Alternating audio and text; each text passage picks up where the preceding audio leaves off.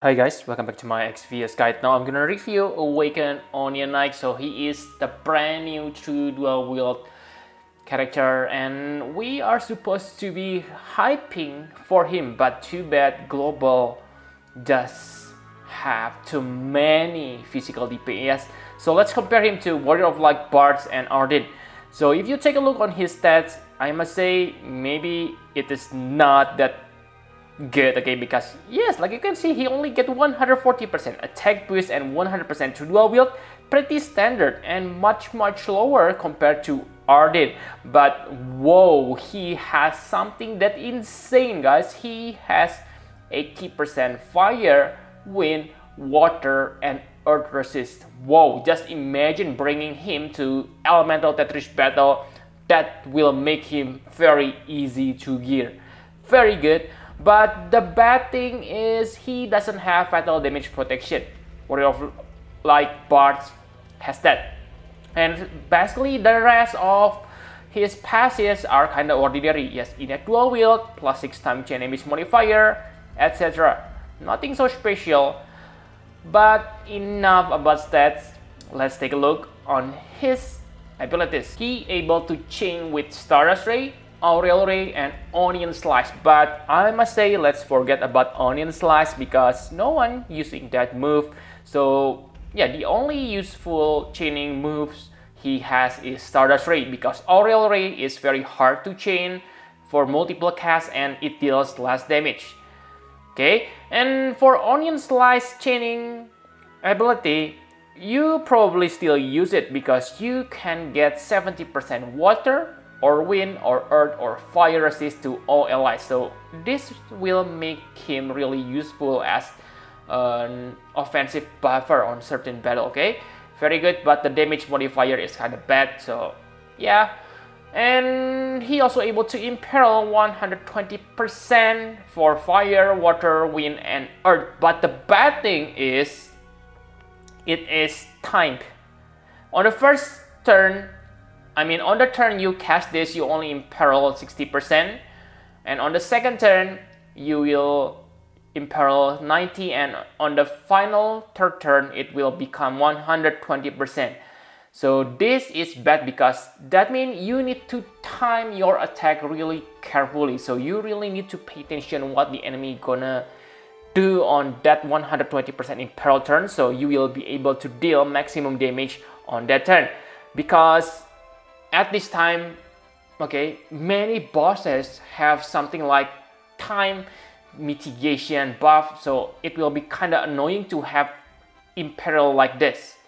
Okay, and yes, after that you need to recast the abilities again, which is kind of, yeah, I must say it is super annoying, but that's just for me because for me, I really hate complicated setup.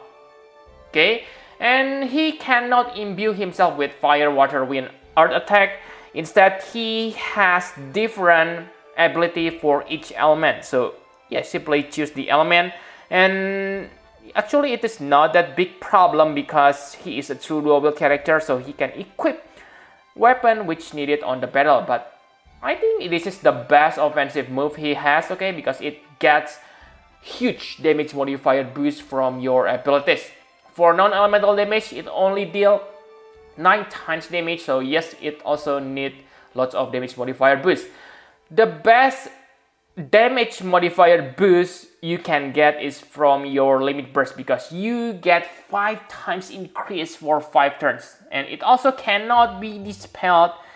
And yes, pretty good. And since it lasts for 5 turns, I believe you can always use it every 5 turns. It is not hard, okay? Because he has that 150% faster LB fill rate, 2 LB gauge fill rate per turn, and because he is a chainer, I believe he will generate lots of LB crystals. Now enough about his abilities, let's talk about damage rotation.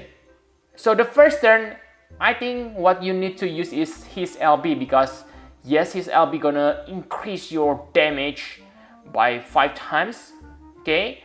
It will greatly increase your damage. And on the second turn, I think it's better to imperil using Water Slice and Water Shredder because Water Shredder is I must say yes, it is the strongest water move. I use water element here because one of his best partner is Adventure Log. So Adventure Log is water elemental attacker, so yeah, I think water is his main element. And on the third turn, you need to use pre-cooking. Okay, maybe you are wondering why you not use pre-cooking with water shredder or whatever, because like I have said on before, his imperil need to wait for 2 turns before it reach 120% imperil. So this is the reason you use your pre-cooking on the third turn, because you want to do the triple cast when it is on the maximum. And remember, his triple cast only lasts for 3 turns. So yes, the cooldown ability cooldown is 6 turns. So on most situation, you will spend your offensive with dual cast, which is annoying, guys. Really complicated setup, need damage modified boost. Whoa, I must say he is more complicated than Warrior of Light Barge.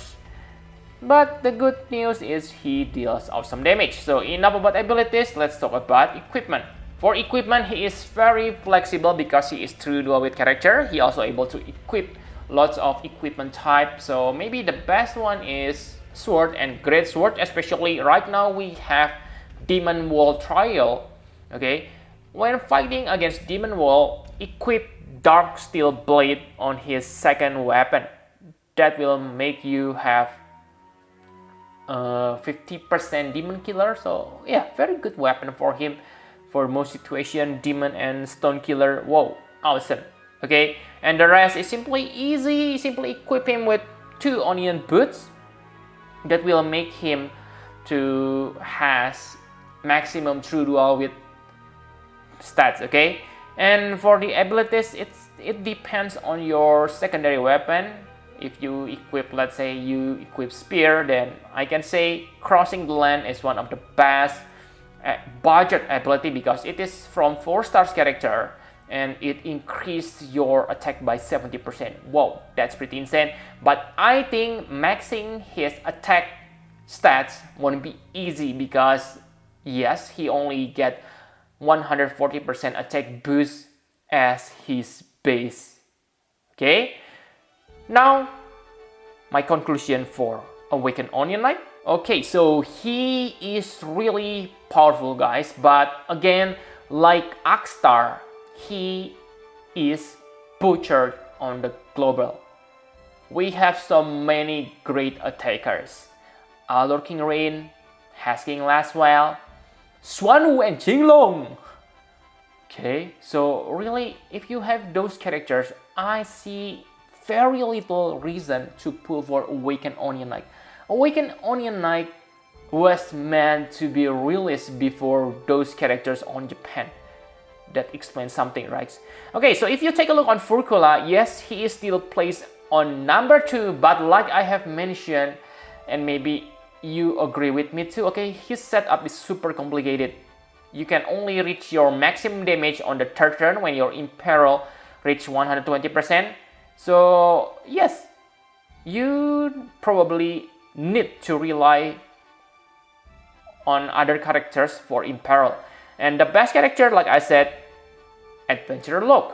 Stardust Ray Chaining, 120% Water Imperil. Whoa, very good partner for Awakened Onion Knight. But to use him to the max, of course, you need to have another Onion Knight to chain his limit burst. Because his limit burst deals awesome damage. So it is kind of waste when you use limit burst and the damage is kind of wasted, not multiplied on chaining process. Okay, and for other weakness is he is specialized on single target attacker.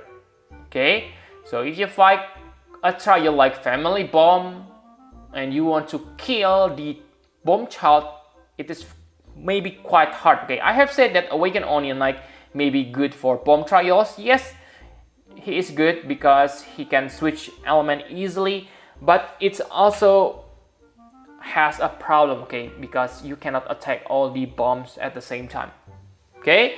But for single target character, wow, he is pretty good. So on Furkula, only Xuanwu and Qinglong who able to surpass him. Okay, he is ranked number 2 if I'm not mistaken. Yes, I agree with that, but I don't think I need him, okay, because that complicated setup. Okay, compared to Arden, of course, Awakened Onion Knight is more powerful because Arden is actually half breaker. Okay, and his stats, I mean, Arden's stats is better than Awakened Onion Knight, obvious. But for damage wise, Onion Knight is still the winner. Arden is not bad at all. Okay, he is one of the most underrated character on this game because I see no one mentioning about him, but actually he is quite good. For Warrior of Light Bards, I have said many times on the past that I hate Warrior of Light Bard setup, but Awakened Onion Knight, I mean, is worse. Okay, I prefer Bard simple setup. I really wish I have a character like Esther, who is really simple to use. Really, guys, it is maybe not a problem for you, but for me, remembering which damage modifier already expired, etc., is really troublesome. That's why I cannot defeat Demon Wall using my Curtain, because sometimes the Wild// damage modifier buff is over and I forgot to rebuff my Wild// etc.